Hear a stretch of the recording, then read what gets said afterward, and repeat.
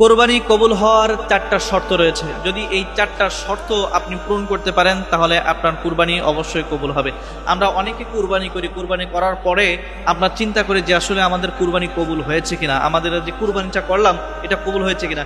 যদি আপনার 4টা শর্ত আপনার ভিতরে থাকে, আপনি 4টা শর্ত মেনে যদি আপনি কুরবানি করতে পারেন, ইনশাআল্লাহ তাআলা আপনার কুরবানি আল্লাহ তাআলা অবশ্যই কবুল করবেন। প্রথমত কোন শর্ত থাকলে আপনি বুঝবেন যে আপনার কুরবানি কবুল হয়েছে? 1 নাম্বার আপনার নিয়াতের বিশুদ্ধতা। আপনি যে নিয়াতটা, কোন উদ্দেশ্যে আপনি কুরবানি দিচ্ছেন, আপনার যদি নিয়াত এমন হয় যে লোক দেখানোর জন্য বা না দিলে মানুষে কি বলবে, এরকম যদি নিয়াত আপনার থাকে তাহলে আপনার কুরবানি কিন্তু আল্লাহ দরবারে কবুল হবে না। আপনার নিয়াত থাকতে হবে, কারণ এই কুরবানিটা শুধুমাত্র কিন্তু আল্লাহর জন্যই হবে। এটা কিন্তু অন্য কোনো বিষয় কিন্তু এর ভিতরে থাকা যাবে না, কারণ আল্লাহ তাআলা মানুষের অন্তরের পরিশুদ্ধতাই আল্লাহ তাআলা নেন।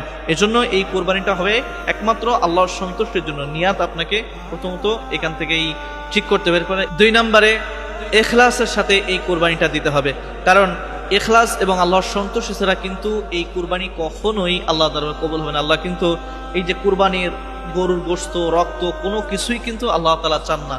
শুধুমাত্র আল্লাহ তাআলার কাছে পৌঁছায় কিন্তু এই তাকওয়া, ইখলাস। এজন্য ইখলাসের ভিত্তিতে যদি আপনি কুরবানি দিতে পারেন, 2 নম্বর শর্ত যদি আপনার ভিতরে থাকে, তাহলে আপনার কুরবানি আল্লাহ তাআলা অবশ্যই কবুল করবেন। এরপরে 3 নম্বর কুরবানি কবুলের যে শর্ত রয়েছে সেটা হলো যে সুন্নাহ সম্মতভাবে আপনাকে কুরবানি দিতে হবে। সুন্নাহ যে সম্মত যে পদ্ধতি রয়েছে, এর যেমন হালাল পশু সেখানে থাকতে হবে। এরপরে পশু জবাই যখন করবেন সেখানে আল্লাহর নাম থাকতে হবে।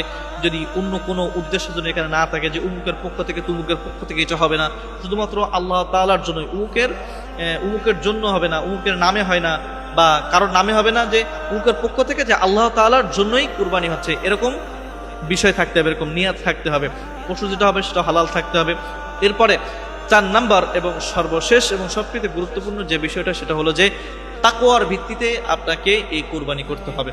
কারণ আল্লাহ তাআলা আপনার অন্তরটাই কিন্তু দেখেন। আপনি মুখ দিয়ে যদি হাজার বলেন যে আমি আল্লাহর সন্তুষ্টির জন্য করতেছি, আমি লোক দেখানোর জন্য করতেছি না, কিন্তু মনে মনে যদি আপনার রিয়া এমন থাকে, অহংকার থাকে যে এই যে কুরবানিটা দিচ্ছি, যখন বড় পশু কেউ কিনে নিয়ে আসে, প্রথম আনার পরে গলার ভিতরে মালা দেয়, দিয়ে মহল্লার ভিতরে, এলাকার ভিতর দিয়ে ঘুরায় বেড়ায়, আর যখন মানুষ বলে আহ কত সুন্দর পশু হয়েছে, বড় মিসকি হাসার মনে মধ্যে এবছরের সেরা গরু কিনেছি, সবার চাইতে আমার গরু বেশি, গোশ হবে বেশি, দামও কম পড়েছে, এরকম যদি মনের ভিতরে আপনার থাকে, এই কুরবানি কিন্তু আপনার হবে না। এরকম কোন চিন্তা ভাবনা আপনার মনের ভিতরে আনা যাবে না।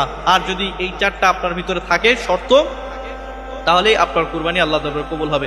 যদি আপনি 4টা শর্ত মানতে পারেন তাহলে আপনি নিজেই বুঝে নেবেন, আপনার বলা লাগবে না যে আপনার কুরবানি কবুল হয়েছে কিনা। আপনি নিজেই বুঝতে পারবেন যে আপনার কুরবানি আল্লাহ দরবারে কবুল হয়েছে কিনা।